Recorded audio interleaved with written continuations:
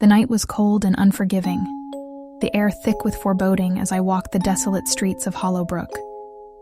Shadows danced, twisting and contorting, while the moon barely dared to pierce through the shroud of darkness.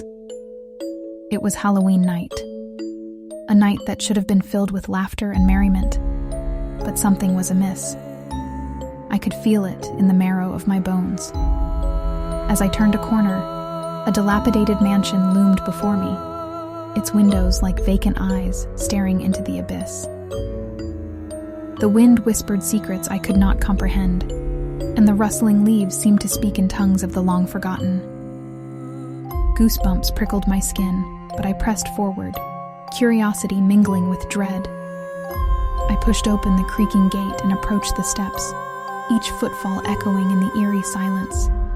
The air grew colder still, a bone-chilling frost that seemed to seep into my very soul.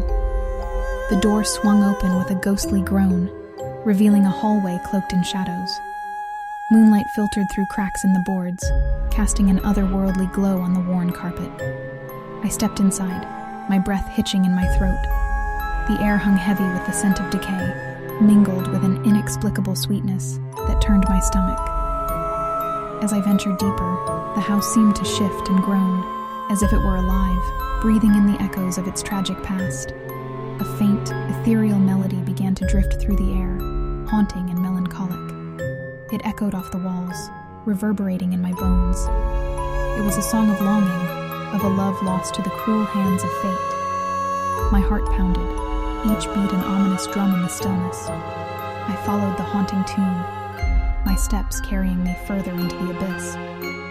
The hallway twisted and turned, leading me to a grand chamber adorned with tattered remnants of opulence.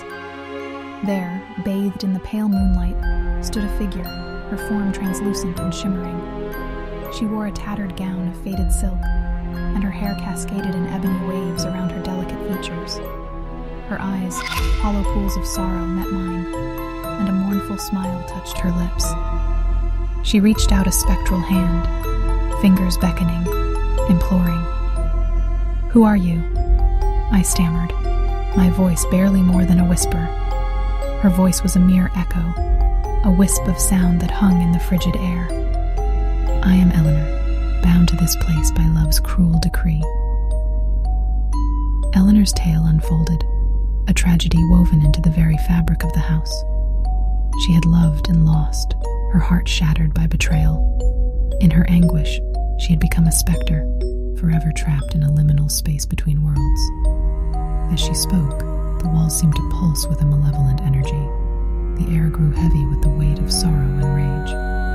It was then that I understood the darkness that clung to Hollowbrook, the darkness born of Eleanor's unquenchable anguish. "I cannot rest," Eleanor whispered, her voice a fragile echo, "until my beloved pays for his treachery." A surge of dread washed over me, for I knew what she asked.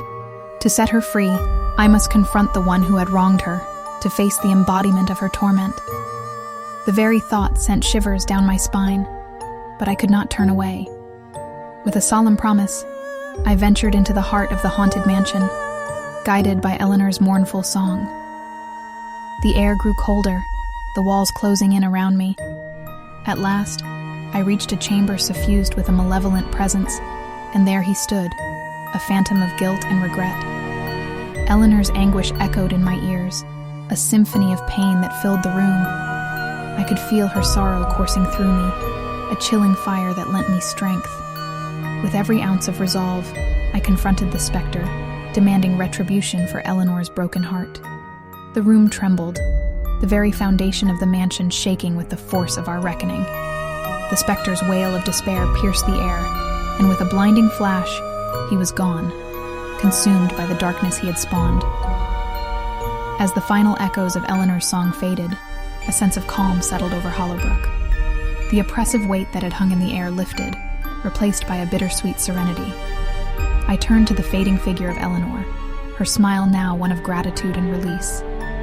With a final whispered farewell, she dissolved into the night, leaving behind a mansion reborn, free from the shackles of its tragic past. I stepped out into the cool Halloween air, the once ominous Hollowbrook, now bathed in the soft glow of the moon. The memory of that fateful night still lingers, a testament to the enduring power of love and the lengths one will go to find peace, even in the darkest of places. Hollowbrook, once a house of sorrow, now stands as a beacon of hope, a testament to the resilience of the human spirit. And every Halloween, I return to those hallowed halls to remember Eleanor and the courage it took to face